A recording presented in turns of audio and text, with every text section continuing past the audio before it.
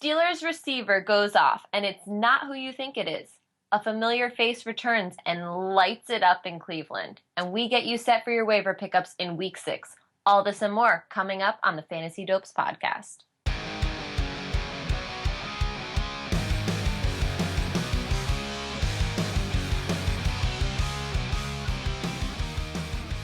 Welcome to the Fantasy Dopes podcast. I'm your host, Jillian Parker. And unfortunately, Mr. Michael Herbert will not be joining us until later in the show, but we have a lot to get to catch up on Week 5.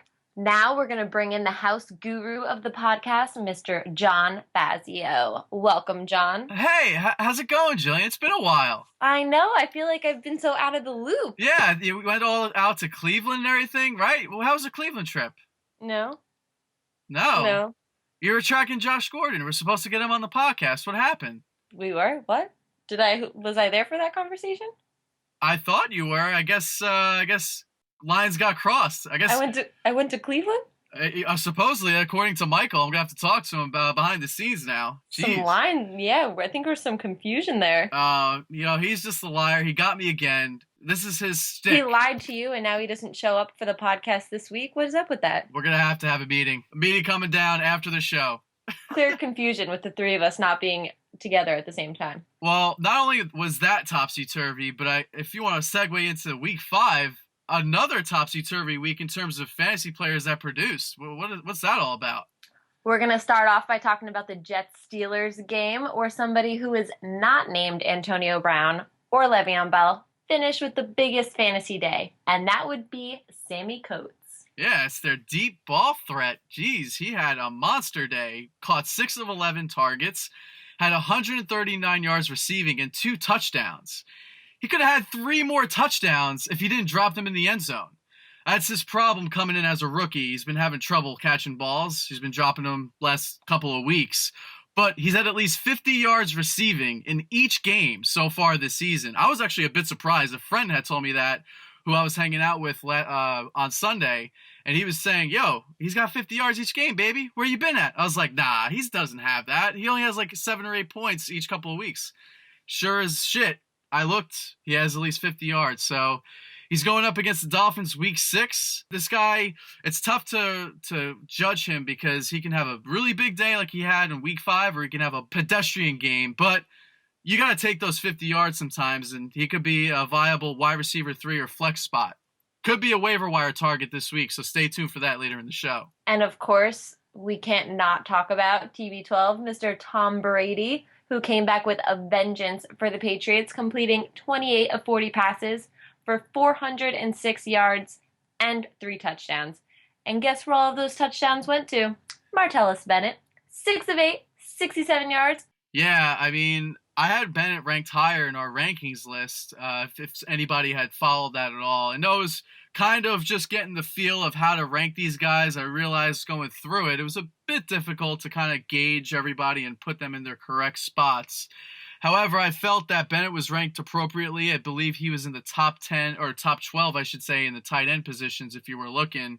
And actually, I got a little tidbit before the game. Ed Werner of ESPN, the silent reporter, before predicted that he would have a big day. So he's usually pretty accurate with those guessings. I remember in the past that he's done that before, and the guy did go off. So that's something that we're going to follow our Twitter feed. We're going to get all this information to you as the games are rolling up. We have to make those last-minute decisions. And if you started Bennett, it definitely helped you out, for sure. Now, he might have 3 touchdowns every game, but you got to take the good with the bad. And obviously, this was a great day. So if you started him, kudos to you. However, he was outsnapped and outgained by Gronk, who also had a nice day, and he caught 5 of 7 targets for 109 yards. Yeah, it didn't get the touchdowns, but I still think the Patriots will run a lot of 2 tight end plays in their offense going forward. So I'm not sure. Like I said, Bennett might not put up the game again like this, but you got to see also on the wide receiver side, Edelman didn't. He had a game, but he didn't have a bigger game than Chris Hogan, who actually led the team in yards. He had 114 yards and 4 or 5 targets. So it's tough to gauge this offense because there's just so many weapons. But that's kind of the situation where you just kind of ride it out and just kind of hope for the best, if you will. Yeah, Edelman maybe had a better week than his last few, but definitely still not getting good points from Edelman. I mean, we're going to talk about that later in the week, but do you even continue to play Edelman? Oh yeah, you have to. I mean, that's Brady's boy. I mean, they're best friends. It's all over social media. That dude is like close to I just mean, if it's on social media. yeah, he's like close to coming out of the closet with him. So I mean, you have to play him. He's gonna have better weeks ahead for sure. All right, all right. I look forward to that. We're going to switch gears a bit and talk about some news that broke early Monday morning. The Ravens offensive coordinator, Mark Trestman, was fired and replaced by former Jets and Eagles OC, Marty Mornhinweg. We bring this up because Trestman abandoned the run Sunday against the Redskins. Had Terrence West in a couple of leagues. He was having a great day. He was averaging, well, I should say the team was averaging 6.2 yards per carry in that game. Kenneth Dixon also came back for the first time. He looked a little rusty. He only had a couple of carries for a yard and caught a pass. However, I think this firing was necessary because last couple of games, West looked like he was ready to break the chains, and then all of a sudden the coach kind of just pulled the running game back and started going to Flacco more and putting more pressure on him to get balls thrown out in the air. So Marty, I think he's known to pound the rock, especially when he was with the Jets. I think they'll also take more deep shots down the field, so that's good news for Mike Wallace as well. Assuming he comes back, he took a vicious hit to the hip late in the fourth quarter. But I just feel like West is a guy right now who could be a serious threat in the running game, especially in fantasy. So I think he's going to be a must start next week. Also, someone else on this offense had to lead the game due to injury, and we'll kind of get that to you later as we run down our injury report. All right, we'll get to that injury report a little bit later. And moving along, I want to discuss somebody who you were high on earlier this season. You seemed high on this player last week as well. I took a listen to the podcast, and There you go. until I took a look at your rankings and noticed Will Fuller was a bit lower than usual. Why'd you rank him lower on your list when you published it? So I actually read an article earlier in the week talking about how Xavier Rhodes, the defensive back for the Vikings, was going to shadow that side of the field on Fuller. He usually plays on the right side of the field, and that's where Xavier Rhodes likes to line up on receivers. He necessarily doesn't play one-on-one man-to-man coverage. He usually covers zone. So he's been shutting down OBJ and Kelvin Benjamin the last couple of weeks. And now Hopkins, who he actually covered a bit late in the game, he scored a touchdown on him. Fuller only had one catch. So that I felt like was one of the few things that I called correctly and very accurately, where I kind of wanted to say don't play Fuller, but on a bye week with 4 teams on a bye and not a whole lot on the bench for you to take options, it was more of a risky dice roll than anything. So, unfortunately, he only had, I think, less than 2 points this week. So if you started him, you're kind of mad, but at the same time, you kind of have to see how the other guy on the other side of the ball is just playing so well on defense. So on the other side of the field, Stephon Diggs missed the game, and Adam Thielen stepped right up and filled his role really well, catching 7 of 8 targets for 127 yards and a touchdown. Yeah, Adam Thielen really stepped up. I wasn't expecting him to have much of a game. Then they announced Diggs was going to be doubtful for the game, and all of a sudden he just slotted right up. He was Gruden's grinder last week on Monday Night Football, so I felt like he was going to be poised to have a big game now that he was all hyped up on Monday Night Football, and he didn't disappoint. And now the Vikings are the only undefeated team left in the NFL. They're 5-0, which is crazy considering that they lost Adrian Peterson and Teddy Bridgewater. Now they're rolling with Stan Bradford, their savior. They got him late in a draft, or I should say, they got him late in a trade with the Eagles. Then they give up a first rounder, but I guess you got to trade that with the record they have right now. And it looks like they're just going to continue to roll with that nasty defense they got out there. Yeah, I think you're right. And they've already had some big division wins, and they're just going to keep rolling. Yeah, I mean, the sky's the limit for them now. And now this is a guy that I really want to hear your thoughts on. We're going to stay in the NFC North, where Theo Riddick is a curious case in fantasy. He rushed 11 times for 49 yards, but caught 6 of 6 targets for 33 yards and scored twice, which were on Detroit's first 2 possessions. He was barely used in the second half of the game, but still had a productive day. Where do you think Riddick stands in fantasy? Yeah, I mean, he's still definitely worth more in PPR leagues than in standard leagues, obviously because he gets more receptions out in the backfield. But I think he should still be a starter in fantasy, whether you're in PPR or even in standard. He still puts up the points. He should be good for a touchdown, at least in game script each week. No, even if it's not on the ground, it's through the air. And I know they're going up against the Rams next week. Tough defense, but I think you still got to roll with him. He should put up a decent day. It's kind of hard to gamble with somebody else that you might have on your bench. So if you have Riddick, I would start him. Yeah, I have only four bench spots in my one league, which is difficult, difficult. And I had him on my team, and I actually dropped him before this week. And Ouch. yeah, That's all I'll say. I had no choice. I had some bye weeks. I had to do what I had to do. Not, it was a standard league, but still, he got 20 something points in my standard league. And I'm sitting here watching the games, cheering him on. I'm like, he's on my team. Yeah, Nope, it's not on my fantasy. team. Fantasy does not show any heart to you. It has no love. It's a bitch, if you will. It's a bitch. I love them, but they don't necessarily love me back. Exactly. That's just the way it rolls sometimes, though. What are you gonna do? And the last thing we're going to talk about from the 1 o'clock games was the polar opposite of quarterbacks, Ryan Tannehill and Marcus Mariota. Mariota had one of the best fantasy days from the quarterback position, and Tannehill finished with one of the worst. Dolphins coach Adam Gase stated Tannehill is still going to be the starter for the rest of the season. Do you think Tannehill survives starting this whole season? No, N-O. I think, listen, this is I just agree. coach. Yeah, it's coach talk. That's what it is. They just try to back these players up.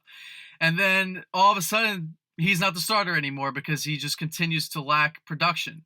Things change quickly in the NFL. It wouldn't surprise me he gets benched later on this season. Their O-line and defense obviously isn't helping his cause either. But going up against the Steelers at home next week, it's going to be tough sledding for Mr. Tannehill. I don't know if he's going to finish the rest of the year. Yeah, I mean, your coach can't just come out and talk about how much support he does not have in his starting quarterback. That would ruin their whole vibe, and the clubhouse would be split. It was obviously the right thing to say, but the writing's on the wall here. Yes. You have Tannehill in your league, drop him. I started him in a spot start, awful decision. I still won the league, but it was still an awful decision on my part. We'll never trust him again. Mic drop. So clearly a lot of confidence here in Mr. Ryan Tannehill. Yeah, not. We're going to move on to the 4 o'clock games, and one of the early surprises of the fantasy season has got to be the success of both Devonta Freeman and Tevin Coleman. These guys are just really stumping every fantasy owner, especially ones that have both these guys. Coleman, again, had a better day this week against the stout Broncos D. He rushed 6 times for 31 yards, caught 4 of 6 targets for a whopping 132 yards, and he got a score. Now, owners were a little worried about Coleman earlier in the week because they announced that he had sickle cell trait, but that didn't stop him at all in the Rocky Mountains.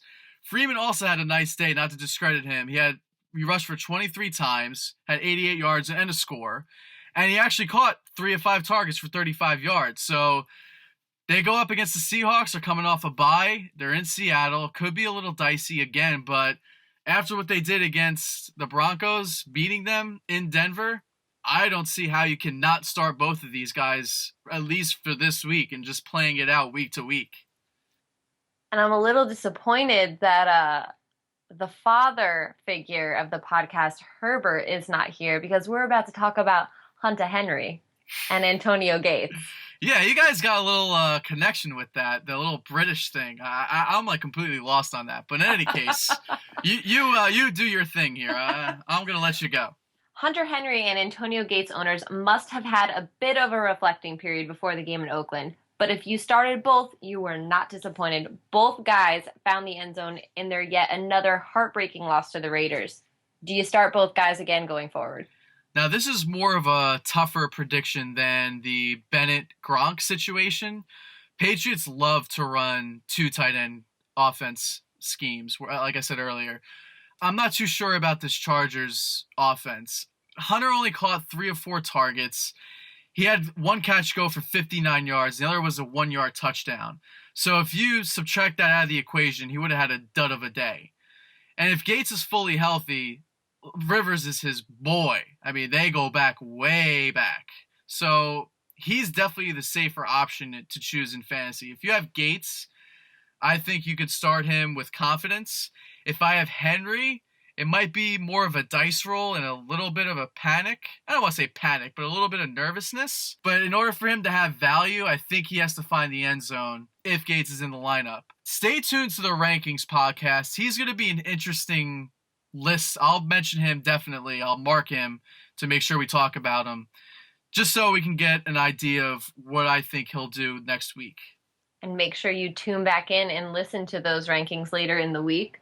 Some fantasy owners and experts were looking down on Amari Cooper before week 5, but he came back in a big way, catching 6 of 12 targets for 138 yards and a touchdown. It was his first touchdown of the season, but he could have had a couple more. Yeah, if he didn't step out of bounds before he caught the ball, I believe it was in the fourth quarter, and he actually had 1 foot down on 2 more touchdown opportunities. We'd be talking about a 4-touchdown day for Cooper.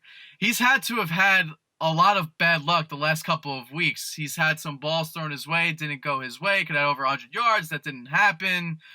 But there's no need to worry about Cooper. Next week, Raiders are at home. They're playing the Chiefs. They got absolutely embarrassed to the Steelers last week on Sunday Night Football, and their secondary is torn up. Yeah. You got to start Cooper. He was a must-start last week. Now he's a definite must-start with confidence. Cooper will have another big day. You heard it here first. And the Chiefs, I had their defense. I dropped that defense. Great decision. Yeah. They are not good. Right now, at least. They're missing some guys. But if those guys continue to stay out, you got to bench and get rid of them. Some big fantasy days came out in Dallas, but it wasn't from your pick of the week, Bryce Butler. John, let's talk about that. I know. He had only 2 catches for 20 yards on the day, but he did have a touchdown. I thought he was going to be in. I was celebrating, and all of a sudden my friends were like, no, bruh, penalty. There's laundry on the field. I was like, no, come on. Late flag. Yeah, it was a stupid penalty on the line of scrimmage. So that kind of got busted. I guess to recap, Dak ran one in, and Zeke had obviously the biggest day in Dallas. He had 2 touchdowns on the ground, rushed for 171 yards. So the game script pretty much flipped once they were ahead and needed to melt off the clock. Bengals offense didn't look like it was doing much, and it's just a bad pick on my part. But it wasn't as bad as Robbie Anderson, and if Herbert was here right now, I get on his back about that, but I'll let it slide. Maybe he's sneaking him in somewhere else in the show. I don't know what he's up to. The Cowboys are getting a little annoying. It's funny because Jerry Jones, after the game, said that Tony Romo's still their quarterback, and I'm just like, nah. You cannot, no, I'm sorry. Like, You cannot change that chemistry, what they have going right now. No. Dude is on fire, still hasn't thrown an interception. You have to roll with Dak. Yeah, if this continues and he comes back, I don't see how you possibly take Dak out. You can't. He's proving himself. You yeah. can't. All of a sudden, if he just doesn't know how to be a quarterback anymore, he throws a ton of interceptions, then there's going to be a change. But I don't see that happening at all this year. So I think they're just going to continue to roll with Dak. If you have Dak on your team, keep him. We're going to move on, talk about the Bengals. It should also be noted that Gio Bernard got the start over Jeremy Hill. Bernard rushed 9 times for 50 yards and caught 6 of 6 targets for 46 yards. Hill only had 12 yards on 4 carries. Is this a big deal? Well, it was actually said after the game that Hill got banged up. Now, I know he had a chest injury prior to the game. He was able to start, but I also believe he had a couple more injuries. I think there was one to his knee. They're not 100% sure on this just yet.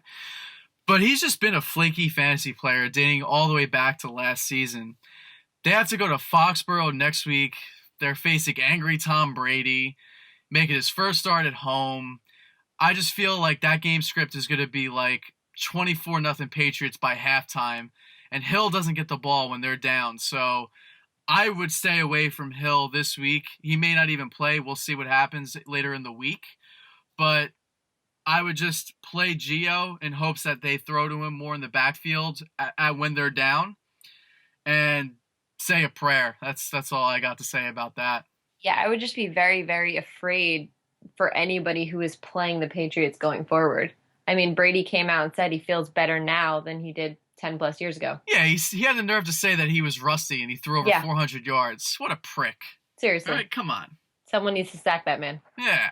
And did you see our deep, deep sleeper get some love on Sunday night? Odell, finally, a touchdown. And then he went up to the kicking net and hugged it out. I mean, it was a beautiful moment. Yeah, I mean, in our leagues, we were saying that kicking net was a deep, deep sleeper.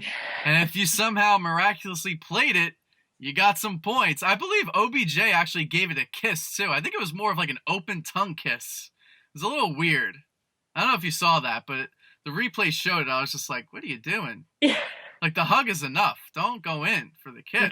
You gotta laugh at yourself at this point. Exactly. I was glad he did that. Maybe now we can finally move on and play some football. Yeah, and hopefully the Giants can get more wins because they do not look good. Eli looks lost. It's terrible. He looks like his rookie self. The offensive line is not helping his cause, but he's just making some poor, poor decisions once again. We're going to see a lot of dopey Eli Manning faces going forward. It's not going to be a fun sight for Giants fans. Everyone else in the league will just laugh at him. The memes will be coming out left and right. Oh yeah, I'm not looking forward to that at all. No, it was hard to watch. I couldn't even give it my full attention last night. Finally, on Monday Night Football, Jacquizz Rodgers, if you picked him up, he got a surprising start this week after it was announced earlier on Monday that Charles Sims would be placed on the IR with a knee injury. Yeah, I mean, it was kind of surprising, too, because it came out earlier Monday, like you said, and all of a sudden now Rodgers was just like he was a third in line, then he was second in line up until this morning, and then he was a starter. And he actually finished with a pretty good day. He rushed for over 100 yards at 101 yards, and he caught 5 balls for 28 yards. So if you have a PPR league and you got bonuses for rushing over 100 in your league, that's a really solid day.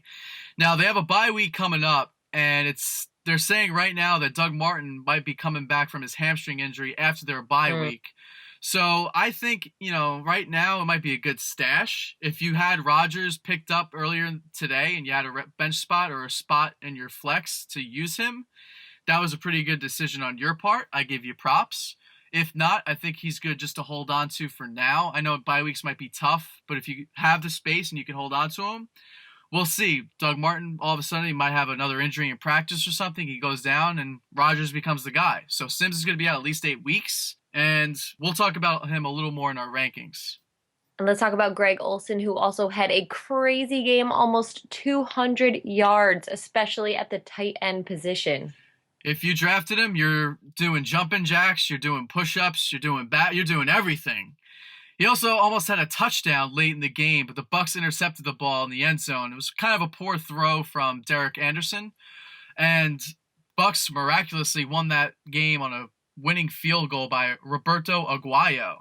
He actually missed 2 in the game, and I bet Bucs fans must have been pulling their hair out after seeing this guy miss these field goals because he was the best kicker in college football history. They drafted him early, I don't know if you remember that, and everyone was up in arms about it, so this guy has to be like the god of field goals, It's good for his confidence that he made that field goal. Maybe he'll be a solid pickup in streaming weeks, depending on, where he's playing. Obviously, they have a bye week this week, like I said, but could be a good streaming option at kicker. A game-winning field goal, how does that not boost your confidence going forward? I mean, it should be a turning point for him. We'll see, though. All right, and that about does it for Week 5. But before we go right into our injury report and top waiver pickups for Week 6, we're going to take a short commercial break. Be right back.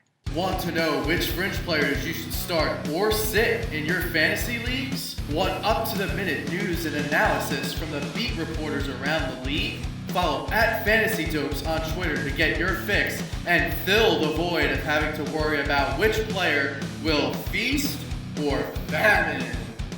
Welcome back, Dope Heads. The injury report is thankfully not too long. We're going to start off with a player from Baltimore that we teased a little bit earlier, and that guy was a favorite pick from John in the rankings as well. Steve Smith. He suffered an ankle injury in the first quarter and did not return. Tough break, John. Yeah, he was poised to have a big game. Josh Norman was covering the field elsewhere. What else is new? He couldn't shake off the injury, though. He was trying to stretch it out, and they just pretty much announced before the second half started that he was not going to return. So should be more news coming out either Tuesday or Wednesday when the teams release their injury reports. So stay tuned for that. just follow us on Twitter. We'll have that information tweeted out to everybody. But had him in daily too, and was not the right pick. So I mean, injuries are tough to predict. Like you said, it was a tough break. And the Browns had to turn to Charlie Whitehurst against the Pats after Cody Kessler went down with a rib injury. Yeah, it looks like Kessler avoided a serious setback. They're saying that he's going to start week 6. But if you're starting him in fantasy, God have mercy on your soul. I mean, God bless you. That's some big balls you got on you. So a no-no is what I'm hearing. He is I think he was dead last in my rankings. Tannehill should be there. I probably will do that for spite this week. I'll put Tannehill last. In fact, I'm going to do that. And he'll probably go off. But you know what? I don't care. Tannehill last in my rankings. More to come later in the week for that. And if he does well, I mean, his coach had faith in him, so. Yeah, right. Finally, we're going to talk about Eddie Lacy, who came out of the game in the third quarter Sunday night with an ankle injury. Yeah, he had 81 yards and 11 carries. He was doing really well, running like his old self, but Mike McCarthy took him out of the game.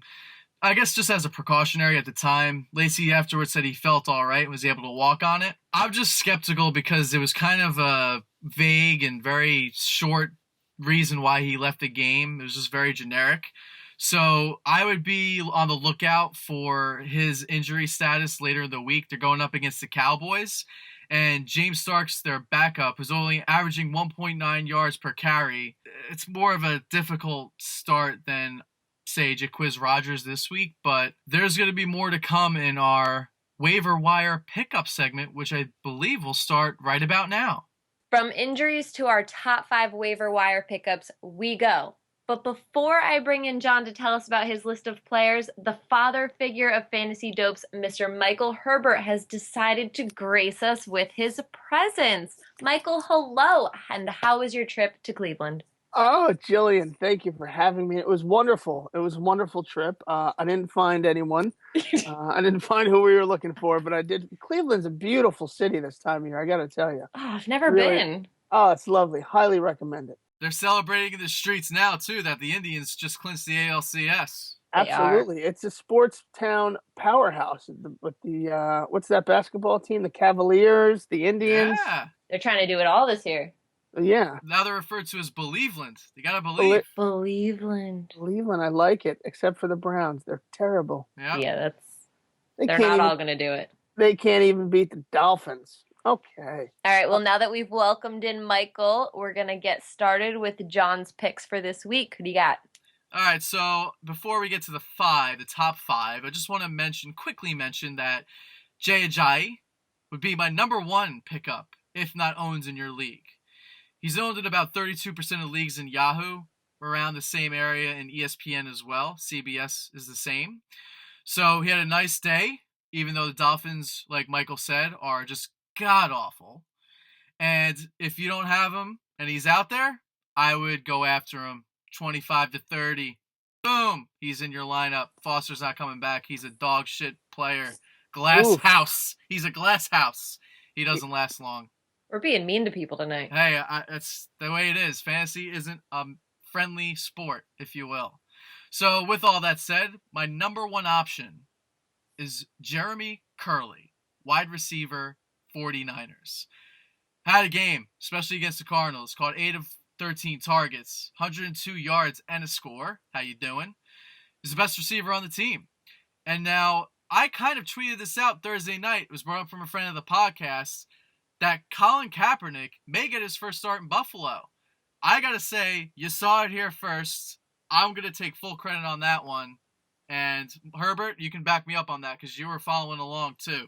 I was. I don't know that it's fair to bring in Kaepernick. I guess if you're going to bring him in, you got to bring him in. But bring him up in Buffalo could be a tough way to wake up. But we'll see. We'll see what happens. He's got the experience. I think, listen, are they going to win the game? That's up for debate. But I think he's ready to go. I think he's ready. They got to give him the shot. It'll be interesting to see how Curley does against his former coach up in Buffalo, Yeah. Rex Ryan. And if you spend 18 to 22 on Curley, you're going to get that revenge from the Bills. I think he'll put up another nice day.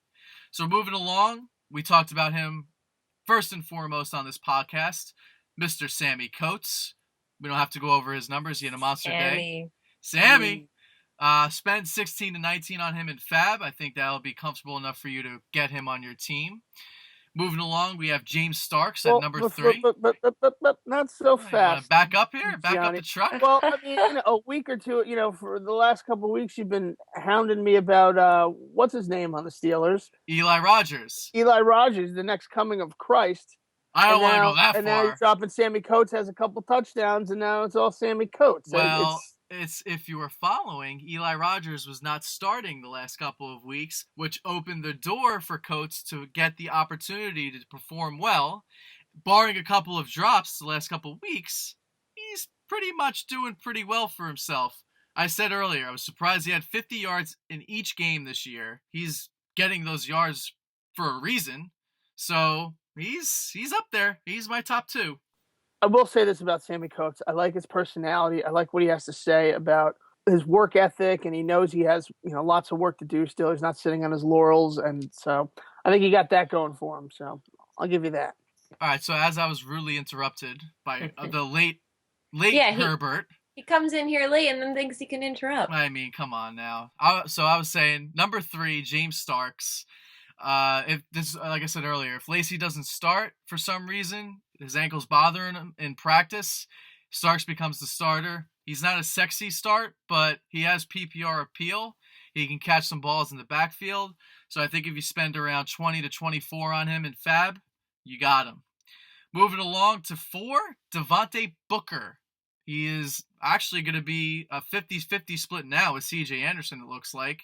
He ate much into his workload against the Falcons, rushed for 6 times, he had 23 yards on the ground. He caught 4 of 6 balls for 36 yards. And he actually finished with 3 fewer total yards than C.J. and only saw 4 fewer touches. So I wouldn't go and start him right away. I think that's more of a situation to monitor week to week. But he's definitely a good stash for now if you got the bench spot to fill him in. And if you spend around $9 to $13 on him, you can definitely pick him up. And rounding out our list, I have Adam Thielen of the Minnesota Vikings. Now, he is more of a guy that's like a jump in the air, if you will. Stephon Diggs probably will come back later on this week. Not exactly sure how serious his injury is. But Thielen will get his targets with Bradford now that he's got sort of a chemistry going along with him, especially after this week. So I think if you spend around the $7 to $9 range, you should be okay.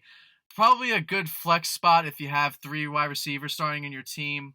But I think for this coming week, especially if Diggs comes back, I think you can just stash him, keep him on your bench, see how he goes. You never know. He could be the next coming of Christ. He could be like Eli Rogers. That's the beauty of fantasy.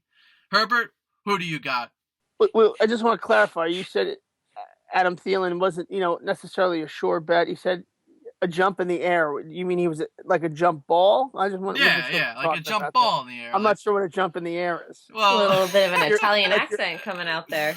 Like you're excited. You're. He wants to join the accent club. Yes, exactly. I do want to join the accent club. Well, that's good. See, I like taking shots at each other. So this is what I missed earlier. Definitely take more shots with 3 people. Yeah, for sure. All right. Well, is it my turn then? It would be. All right. So since Captain Obvious went with, you mean the picks to potentially win your league, but go ahead. Yeah, every week you're winning leagues with these guys. I'm going to go a little, as I like to do, I'm going to hit the fantasy fringe. I'm going to go a little deeper, some next level here. My good buddy, John, I'm going to let you say his name because I always botch it because I can't. Are you talking about that boy, Jacquizz Rogers? I call him Jizzy Rogers. He's my boy. I love him. I had a fantastic night on Monday Night Football with over 100 yards, Jillian, right? About 100. About 100. About 100. You don't ask the guru, you ask Jillian? Disrespectful. I trust Jillian. And he had 101 yards, so take that. How the tables have turned. Just over 100 yards. That's what I'm saying. Jizzy's the man. He's a primary guy in Tampa, so you can't go wrong with him. He's got some history. He's done it before. I like him a lot, especially in depleted running back ranks that I think that are out there. So I'm going to go Jizzy number 1. Number 2, Jalen Richards. Latavius Murray is no more. He's got a really bad toe. Jalen's the guy. That's all I got. What do you want from me? He wears silver and black. He's a very good running back. Take him number 2 after Jizzy Raj. Guru, your thoughts? DeAndre Washington splitting time with him. It's a 50-50 split, and it was actually pretty much even after the game was over. It's a good gamble. If you want to back up Washington with him as well, you can certainly do that, but Richards looked like he was more involved in the passing game, so that's a good gamble. How about this? Let's say Washington Standard, Rashad's PPR. I like it. Right. I like it. I was just about to say that. The word just taken right out of your mouth.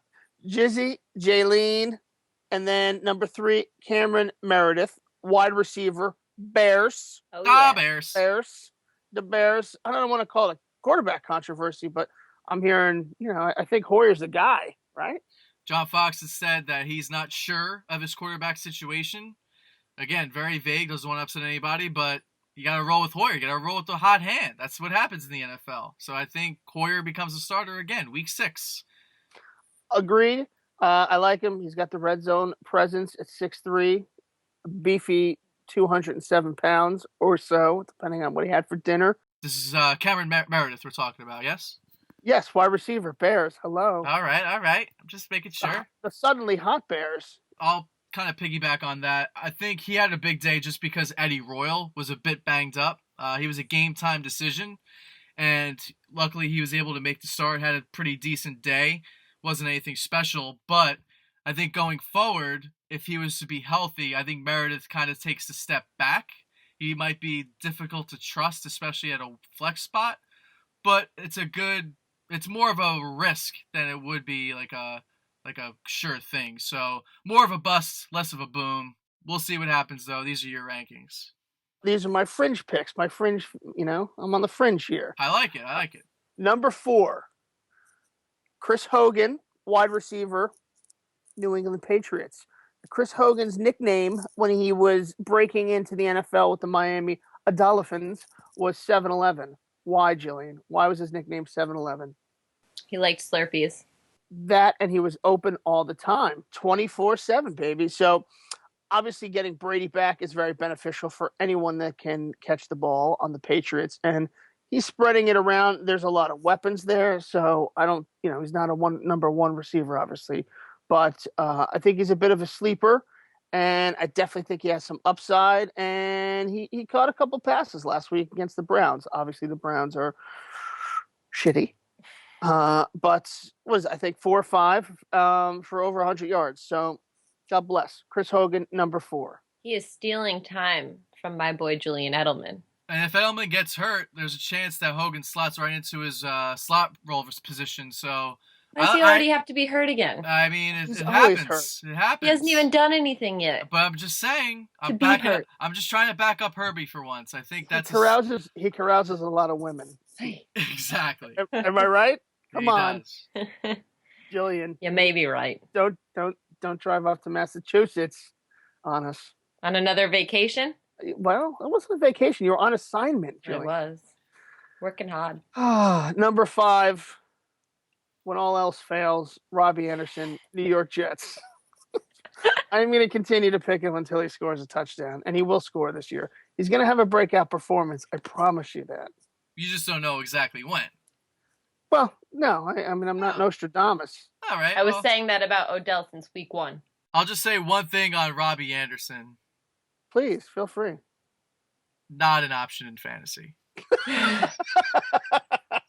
Jillian, let's take us to this last story here. All right. For being honest, he's terrible. Some good picks here. Some picks that clearly we didn't all agree on. But before we go, can't believe we're already going. Michael, you just got here.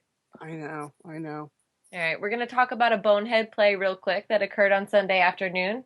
TJ Mosley trying to pick up a spare after his interception in Baltimore. He was ready to take it to the end zone for a pick 6, but it looked like he forgot what sport he was playing for when he was reaching for the end zone. He threw the ball towards the pylon before he crossed the plane and was actually trying to pick up the spare. It wound up being a touchback for the Redskins, caught a major break, and the Ravens lost, actually. So that touchdown was a very important play for that game. The game script, it could have went the other way. Redskins could have lost that game. That's just a bonehead play. All right, well, on that note, that is going to do it for this edition of the Fantasy Dose podcast, and we do not want to force this down your throat, but please welcome to follow us on Twitter. You will get up-to-the-minute news on the latest injuries and lineup changes around the league. Stay tuned for our Week 6 rankings later in the week. We should have a couple more surprises in store and do a bit better than Week 5. I'm Jillian Parker, and thank you for joining us. Any last words, Dopes?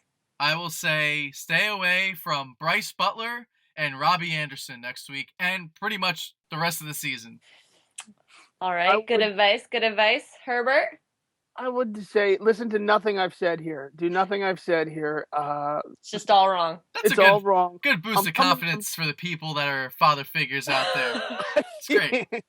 I feel I'm doubling down on next week though. So I feel very good about next week. It was just a bit of a weird week. Yes, very strange week. I was very discombobulated.